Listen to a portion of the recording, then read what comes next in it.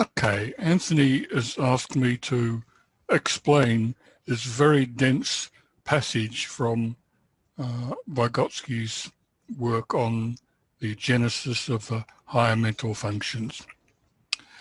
He's explaining in one or two very long sentences his overall theory of how we understand child development.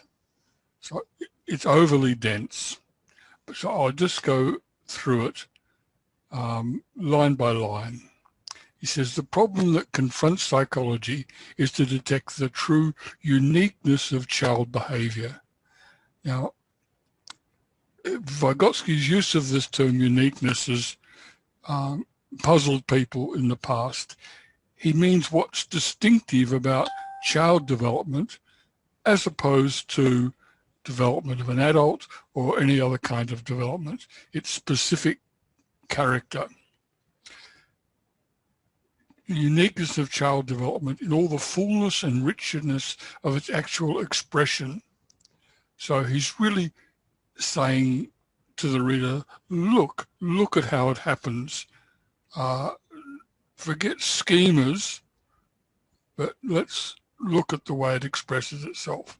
He says to present a positive picture of the child personality. He says positive because the previous paragraph, he explains the view that of mainstream child psychology, which sees that children at a certain stage lack certain faculties. Oh, he's not yet able to do this and he doesn't understand that yet, but that will come later. So you see the traditional view is to see the child is like an adult that's smaller and lacks certain skills that they will acquire over time. Whereas Vygotsky sees the child as at every stage an achievement. You start off with nothing from the cultural point of view, which is the higher mental functions, psychological functions acquired from culture. So when the child's born, they have nothing.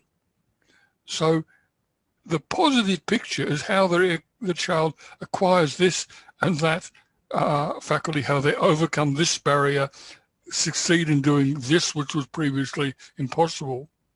So the development of a child is this continual, wonderful building and achievement. So it's a positive picture.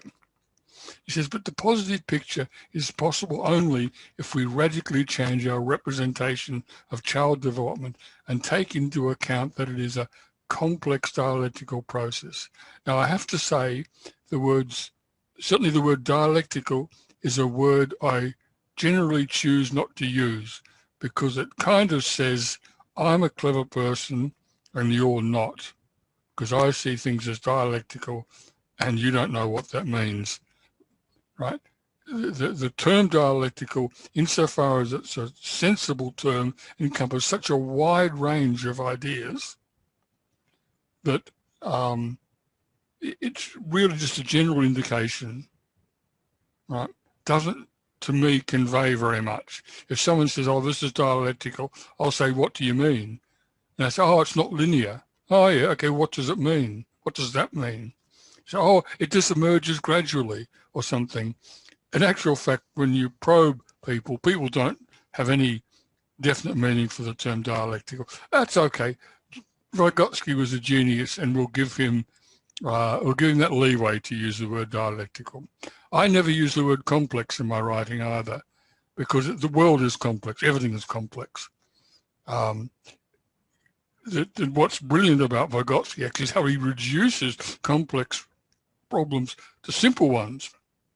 But sure, the child development is a complex process. It's not a simple one. It's not just a child getting bigger and adding more skills as he goes. Much, much more to the story than that. He says that is a process characterized by a complex periodicity. Now, this question of periodicity is really central to all understanding of development, like historical development, social development, psychological development in this current if you like, the current from Hegel, Marx, Vygotsky, and so on. What it means is that development takes place by passing through a series of stages. So development isn't just having a little bit more of something all the time until you've got a lot of it. It's passing through, relevant to childhood, being a newborn, being an infant, being a toddler, being a preschool child, being a primary school child, being a teenager, being a young adult. Each of these is a specific period of development that is characterized by different expectations from the people around the child, who treat the child differently, yeah? And the child's mode of operating, mode of life, is distinctly different.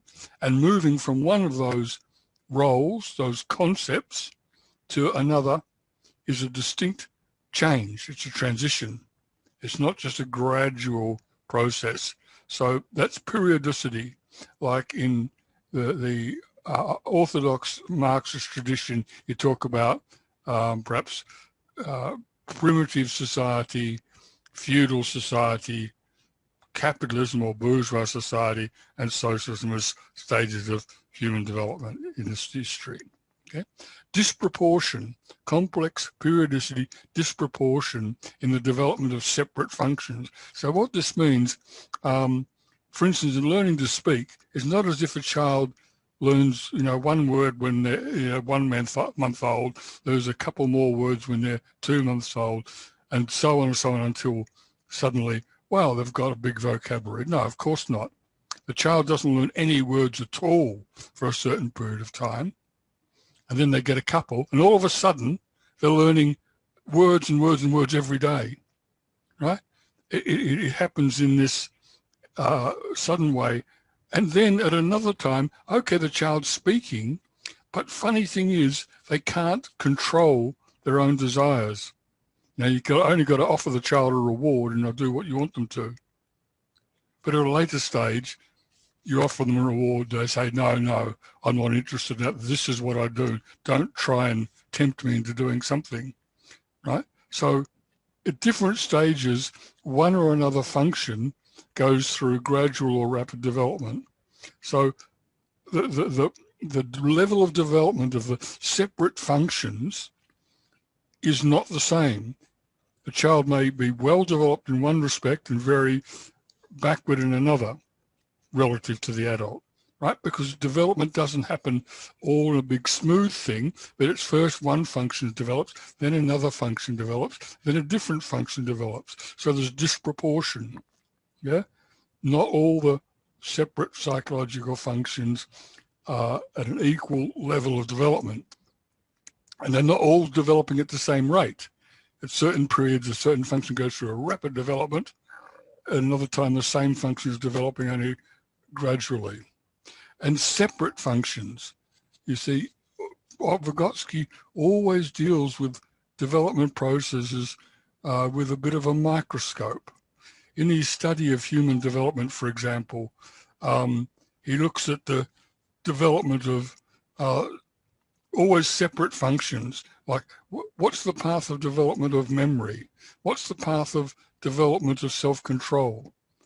Right? So it's not just like there's a mind with all its function that gets better and better. You've got to look at the separate functions within the psychological complex and look at its development separately, thereby see the disproportion, and therefore which function has to play the leading role where another function has to take a subordinate role. Continuing, he talks about metamorphoses or qualitative transformations. As I've said, it's not just adding a little bit. You have a development at a certain time, and all of a sudden, whoomph, complete change. Everyone that's watched a child develop will be aware of these sudden leaps in development. So qualitative transformation of certain forms into others. So when the qualitative transformation takes place, it's when a toddler suddenly becomes a preschool child. They're like, the whole way of working is different. not just getting bigger. It's a different form of life. They relate to people differently. Their desires are different. Yeah? A complex merging of the processes of evolution and involution. Evolution, we know what that means. It means getting more and more sophisticated. Yeah? Involution, I think, then must refer to the integration of functions. Right? So you can develop a memory and you can develop thinking like as separate processes. Right? But it's when the thinking and memory merge into a single process is another kind of development. A complex crossing of external and internal factors. That's to say that development isn't simply a molding of the child by external factors. And nor is it an autonomous process of growing, just like, you plant I can't think of any process which is governed only by internal factors, just like an organic kind of thing in the child as an organism just grows and grows like a natural being. It's always an interaction between environmental factors and impulses, capabilities, organic or biological forces within the child that interact with one another. Okay? A complex process of overcoming difficulties and adapting. So this is really, this is not just an add-on at the end. This is a key process. We all, not only children, we learn by overcoming difficulties. Now, the child comes across difficulties principally because they discover the limits of the way they're being supported, right? Like the child that's kept in a playpen to keep them safe, and so they've got something to hang on to, right? Nice, safe, easy space for a child. Suddenly, that playpen becomes a barrier, and they're looking at ways to climb out of it. That's a really simplistic answer. The thing is, for example, with the question of reward and punish, the child has a difficulty that the mother can see through him so transparent, the child so transparently. And the process of being able to resist the mother's temptations, being able to keep, not to be like an open book, but to be able to think things through without being transparent. These are difficulties that the child confronts in the process of getting to be an adult. So that's how the full range of psychological functions are acquired by the child, because the lack of them presents the child with problems that have to be overcome, which presupposes the child is aware of them as a limitation, because the same setup can be a benefit enjoyed by the child, which later becomes a barrier to their further development, because they're still being treated like an infant, or they're still being treated like a teenager when they want to see themselves as a young adult. So at every stage, what the surrounding is doing to help a child later becomes a barrier to them developing, and they develop by overcoming that barrier. Okay, that's just really in 2 sentences a summary of Vygotsky's whole theory of child development. But the thing is to read the whole book, and he explains all these phrases in a somewhat more leisurely way. Okay.